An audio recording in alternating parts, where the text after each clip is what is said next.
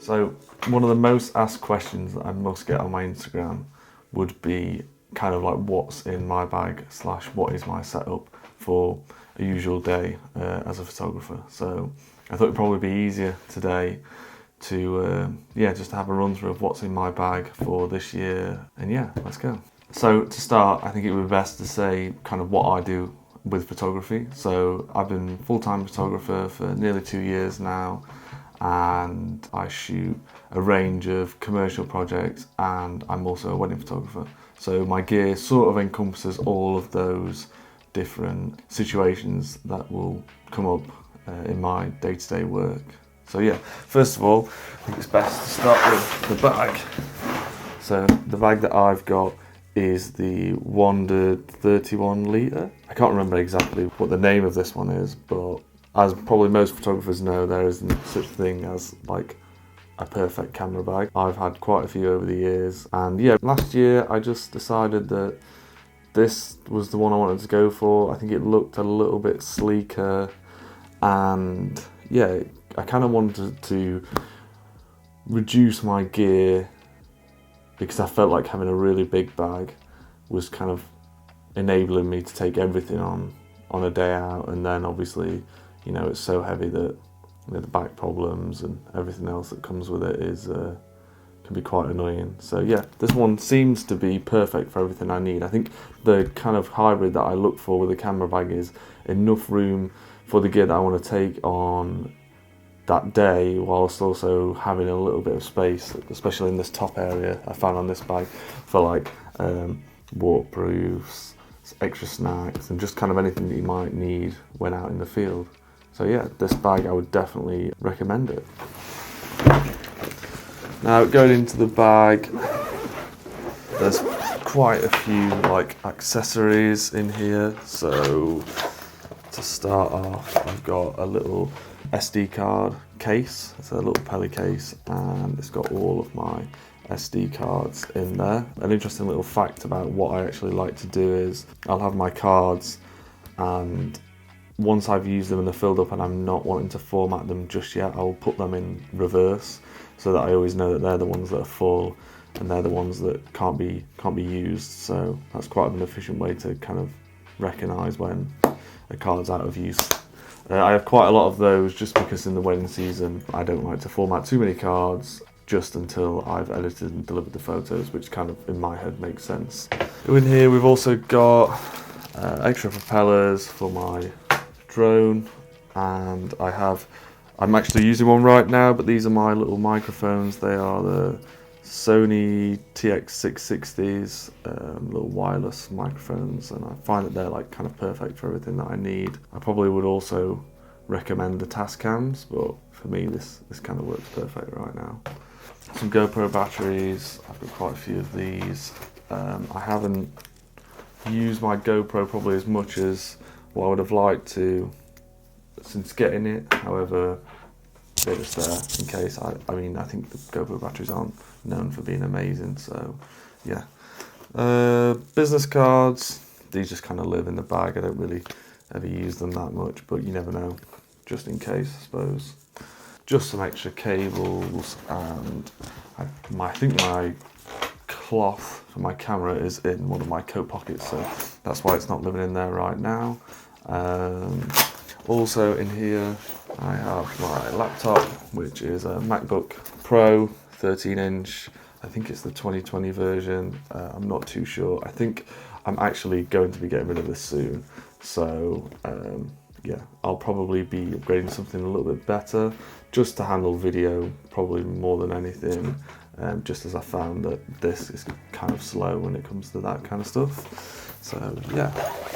So that's all the accessories on that side. And then this bag has like a top compartment separate from the camera gear. In here I have my little hard drive pocket. This is nothing special. I think I got this with like a laptop case. It was kind of an extra. And then in here I keep kind of everything, but I keep these little SanDisk Extreme Portable SSDs. They're kind of what I work off the most.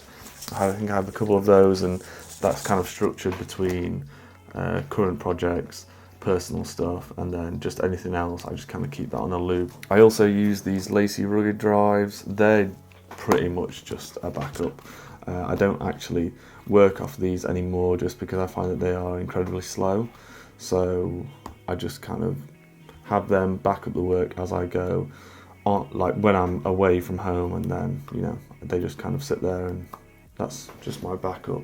I have a little blower. This is perfect for if you're changing lenses, just to keep the sensors clean and the back of the lens clean, because you don't want any getting dust in there and getting any spots, which obviously is very, very annoying when you come to post-process. Camera charger in there. I have a rain cover for my bag, and then also in the top compartment here I've got kind of like gloves, a woolly hat, and I think there's a snood in here somewhere, but all basically the essentials for in winter, getting cold in the outdoors.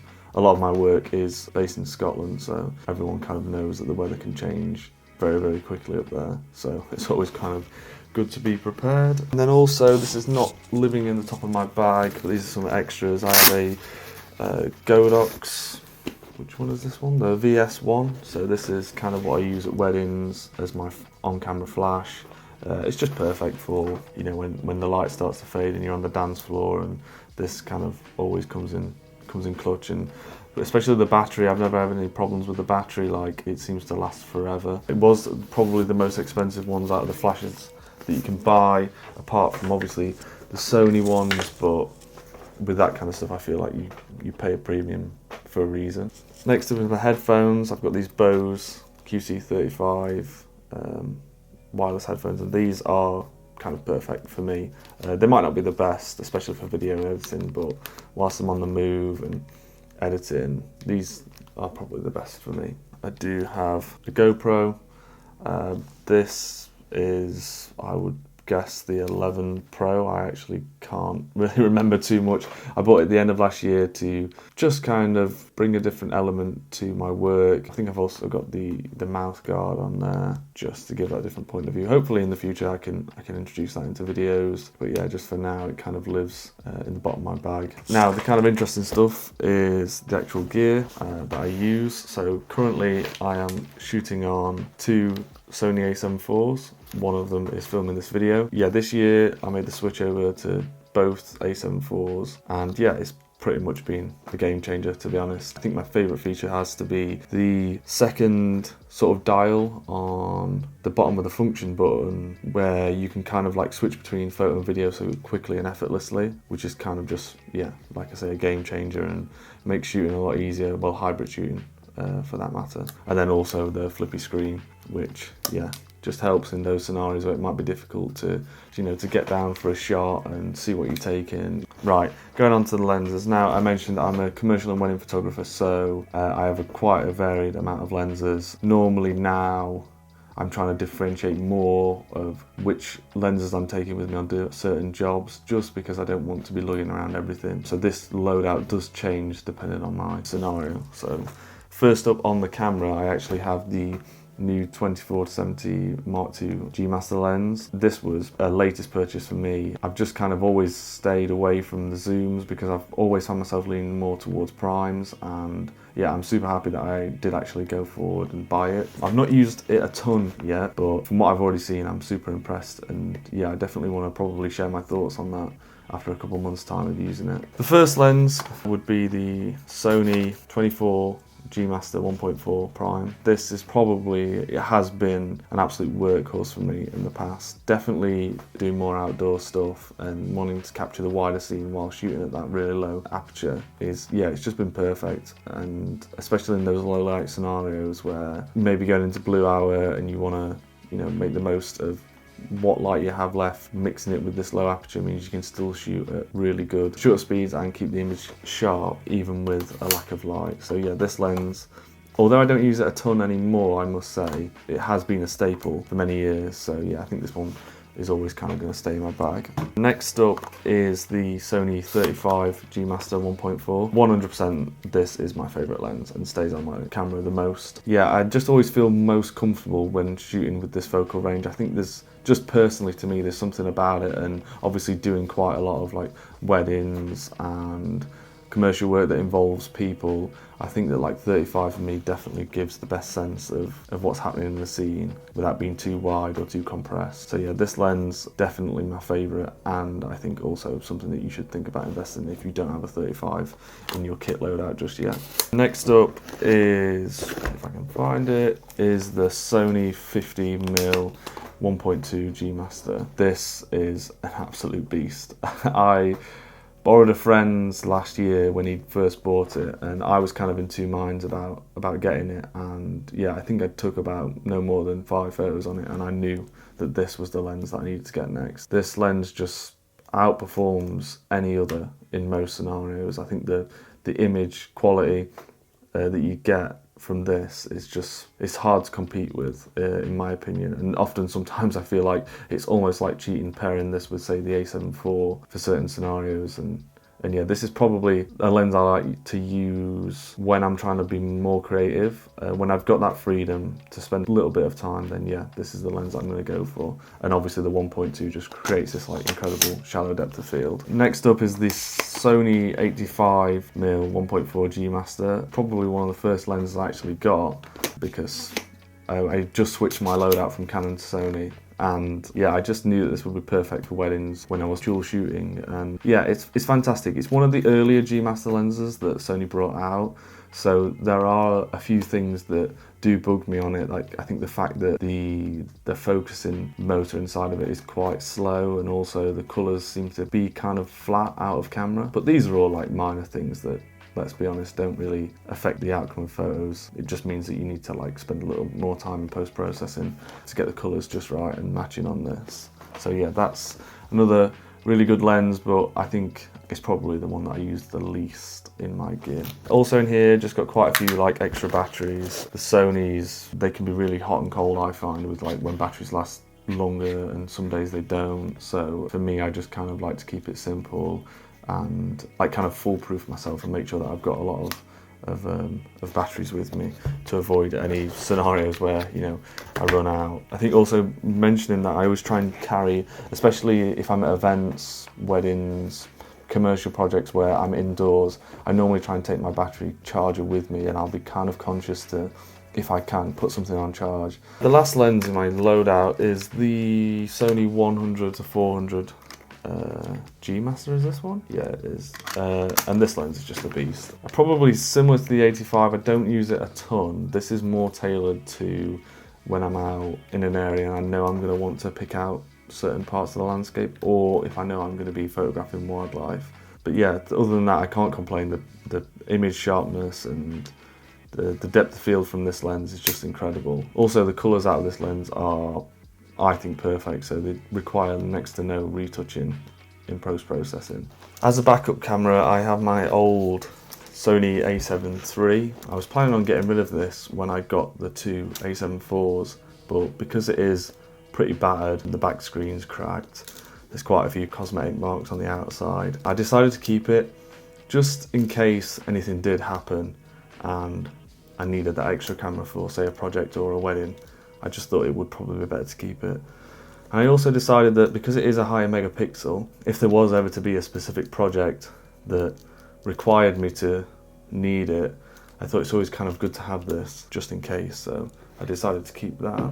I think it'd be good at this point to mention that after showing you all of my gear setup and my lenses, when I'm going out in the field, I normally probably make this decision to lose the 85 and to put the 100-400 in this kind of like top area of my camera cube, just because I like to actually put my drone in this top bit. It does mean that the bag becomes a little bit heavier because I'm trying to load everything in.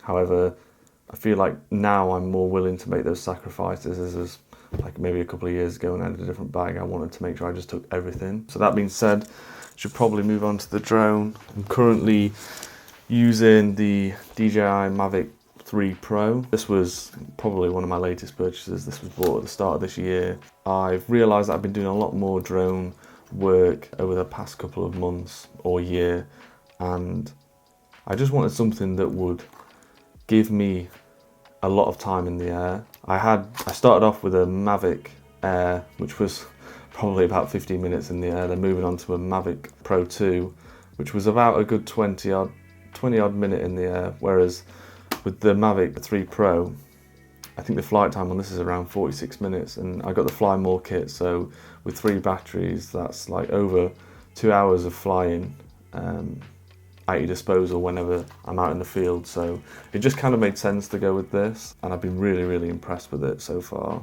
I would say that it is probably the most different to all the other drones that I've used. However, I found myself getting really used to it now after just, you know, a couple of months of having it, and yeah, I'm really blown away by like the image quality from video. I still haven't quite got hang of the 7x zoom on it. I've shot some bits, but I'm not 100% happy with it, so that's probably something to explore. As another accessory, I also have a bunch of these Polar Pro filters that, if I'm being honest, don't get used a ton. I kind of like to be free and like quick moving, and I'll be able to change lenses quickly in certain scenarios, so I just feel like stuff like filters really does slow me down. So yeah, I kind of try and avoid using these if I can, but if there is a scenario where it's needed, I just have them, so it's always a good thing to have. And then lastly would be the tripod that I'm using at the moment, which is the Peak Design travel tripod, I think it is, the carbon fibre one. I'm normally a person who doesn't like to use tripods too much. Like I said, I kind of find that they slow me down a lot.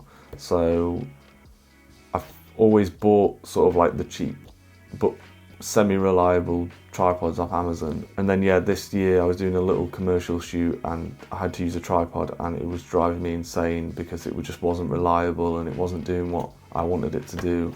So yeah, I decided why mess about with something that's not kind of performing to how I wanted it to, sorry. And yeah, just decided to bite the bullet with this Peak Design tripod, and to be honest, I've used it quite a bit already, more than probably I would have expected, and it is a really good tripod. So if you are thinking about buying one, then yeah, just make sure that you have a look at this one, because it's definitely worth it in my opinion. So yeah, that is pretty much all of my camera gear. There's probably the odd bit that I've missed, but it's kind of not too important to my day-to-day life. I really hope that you've enjoyed this video and enjoyed me like kind of breaking down my camera gear. And as always, if you've got any questions, just drop them in the comments or send me a message on Instagram, and I'll get back to you on there.